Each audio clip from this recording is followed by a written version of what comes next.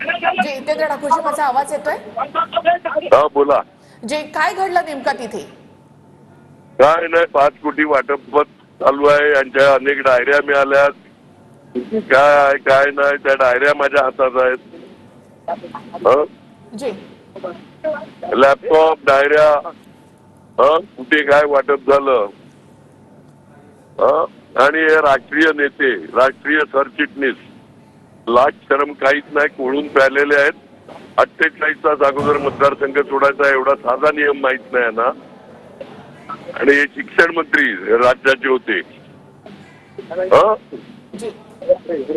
जितेंद्रजी, त्यानंतर विनोद तावडेंशी तुमचं काही बोलणं झालं का? 25 फोन केले मला.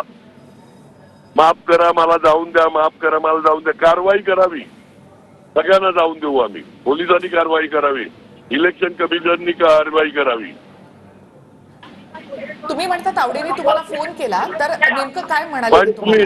25 माफ कर, माझं चुकलं. लय काय पैसे वाटप झालं तू राष्ट्रीय नेता.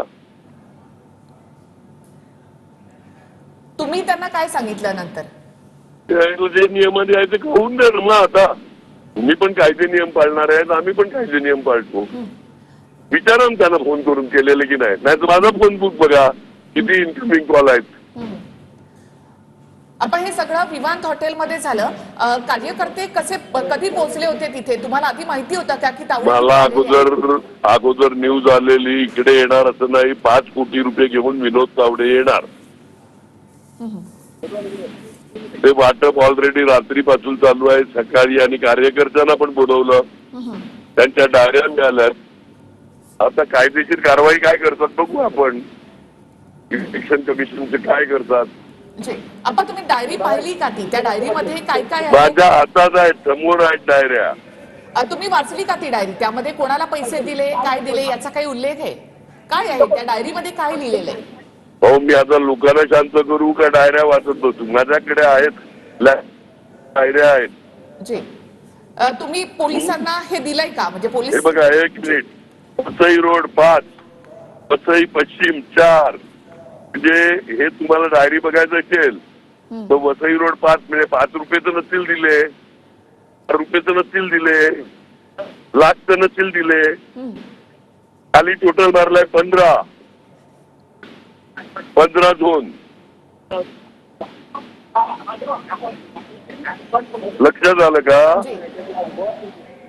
तुम्हाला काय वाटतं? म्हणजे हे बघा, नाला दोपारा टोटल बूथ 69, स्लम 33. तिकडे किती वाटप करायचं सगळं लिहिलंय डायरीत. बरं, ही डायरी आणि तुमच्या कार्यकर्त्यांनी काही पैसेही पकडले?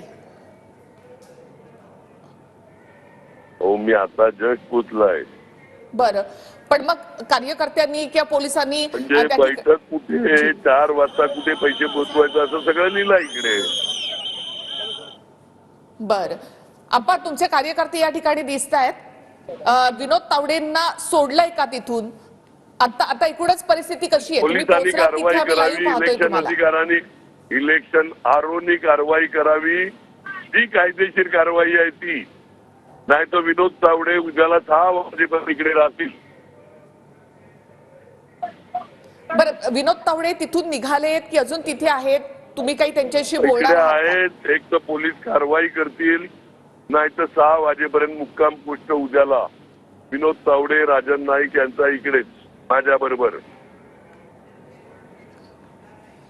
बरं, म्हणजे आणि त्यांना काय बोलायचं आहे ना, हॅलो, त्यांना काय बोलायचं आहे ना, विनोद तावडे, राजन नाईक यांनी लोकांच्या समोर येऊन आमच्याशी चर्चा करावी. मी त्यांना एकांतात भेटणार नाही. आता कुठे आहेत विनोद तावडे, राजन नाईक? आता आहेत विमानतळामध्ये कुठेतरी वरती बसल्यात हॉटेलमध्ये.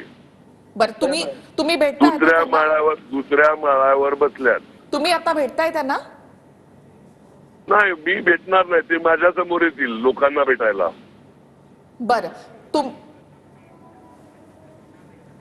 तोपर्यंत तुम्ही त्यांना तिथून सोडणार नाही, हॉटेलच्या बाहेर जाऊ देणार नाही?